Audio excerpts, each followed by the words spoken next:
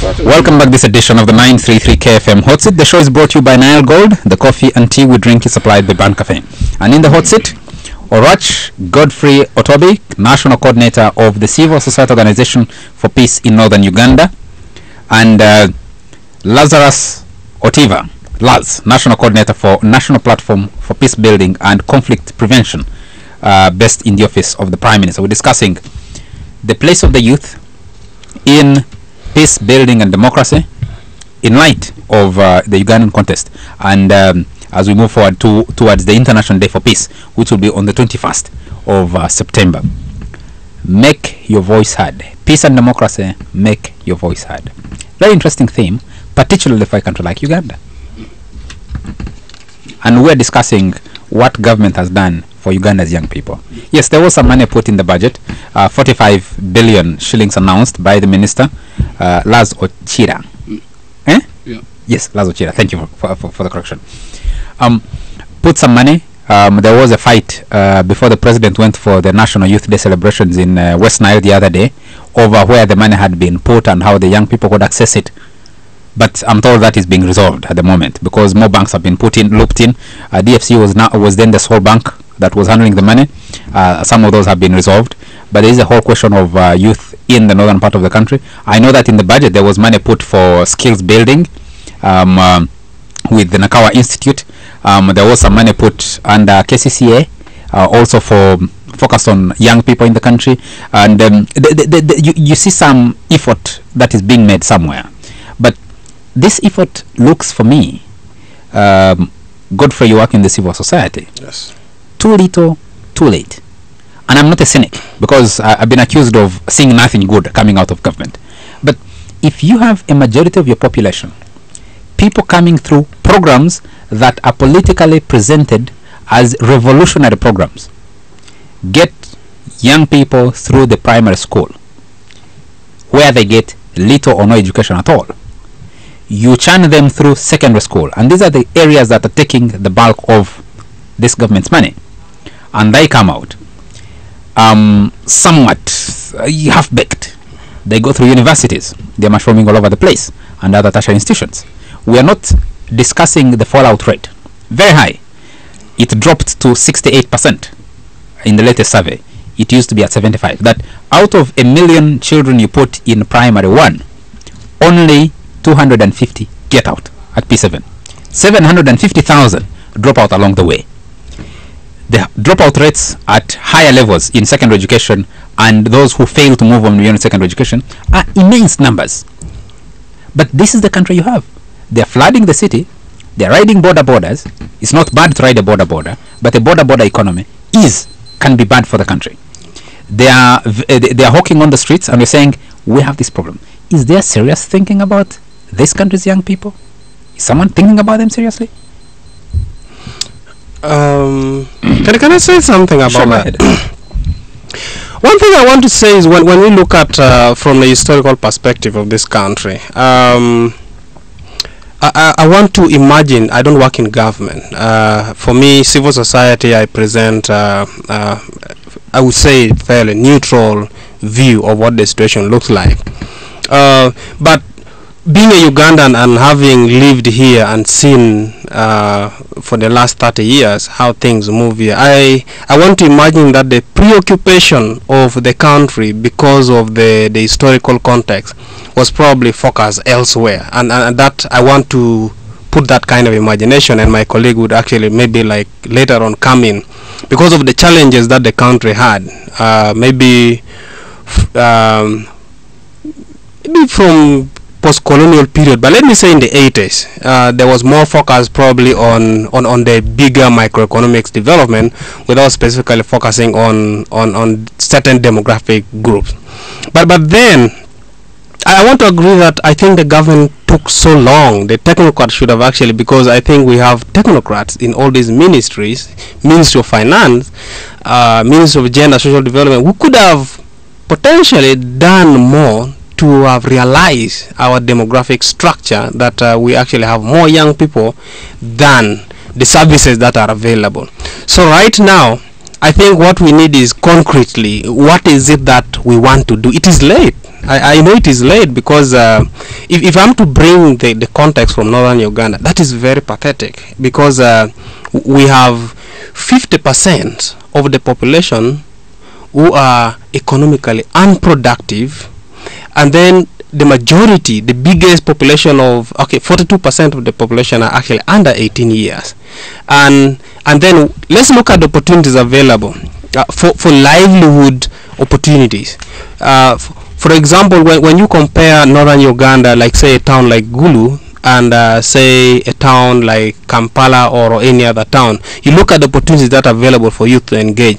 That leaves a lot of question because we don't have like industry, we don't have big private sector investment that can absorb the youth. It's a big question, and now in the for northern Uganda, having been actually a post-conflict situation where the youth actually missed out a lot on the human skill development, I think it's an issue to reckon with. We need to do more, and for me, I want to hear, like from the government perspective, what is it that is being done from civil society? Yes, Lazarus here. Let him give us the answers. He works for the leader of government business in parliament. What are the policy decisions that you can point to concretely? I mean, Angela and Charles, let me make it categorically clear. I'm not here as a spokesperson for government or even mandated to talk for government. But in all fairness, in all fairness, specifically in northern Uganda, huge amount of money is being injected in what I would call the best youth center in Africa, Al Labora in Gulu. I mean, it takes almost half of Uganda in that very center, supported by DFID, supported by, It's a big building. What does it do? Listen, it's not about a building. When you talk about center, it's just not a building. We are talking about structures and human beings inside those buildings. Otherwise, it will not be called a center. So these people, they are engaged in very, very good and appropriate vocational skills. I will tell you things like carpentry, things like bricklaying, things like textiles, design, things like crafts. There are quite many. It's a long list, and I can assure you, we've been there. If you go and visit that place, I challenge you, you will see what these young men are producing from the bush. They were formerly abducted, they were like rebel returnees, but right now they are doing something very gainful and productive. And please, in all fairness, we should really say thank you to government for this. Well, our business actually. I agree with you that there are challenges. It's just like there's no road in this world without corners. Government doesn't say thank you when I give them taxes. Why? And they collect them illegally. You don't get receipts, and they will criminalize me if I you don't get receipts. So receipts what are you talking about? I have citizen obligations, which are to pay my taxes, to be law abiding. And government has obligations to me as a citizen, so you have to say thank you to them. But what happens once these guys get out of that center at Labora? Yeah, there's a system that is being put in place, more especially with Uganda Investment Authority, to ensure that these young people are given some placements, in some strategic institutions or industries or areas that they can enrich their skills, and also a package. Beyond the paper plan, what is happening actually? This is exactly what I'm saying. That they are also given package. For example, if you've done tailoring, they give you a sewing machine, to go with, and then startup. Some kind of startup capital is being done. What is the plan to scale it up? Because I imagine one large center, however beautifully, is not enough. Angelo, that's a powerful, that's a very good question. But let me drive the point home. Actually, I find when you talk about 70% of a country's demographic being, in this case, young people. Yeah. That is the entire country, really. Yeah. So it's not enough to talk about opportunities for the youth. You're really talking about opportunities for the whole country. Yeah, sure. Which is why when I look at your argument about some small place somewhere in the north, it's not my focus. Yeah. In fact, I agree with you, right? But I mean, Charles mentioned some place in Nakawa, some place with KCCA.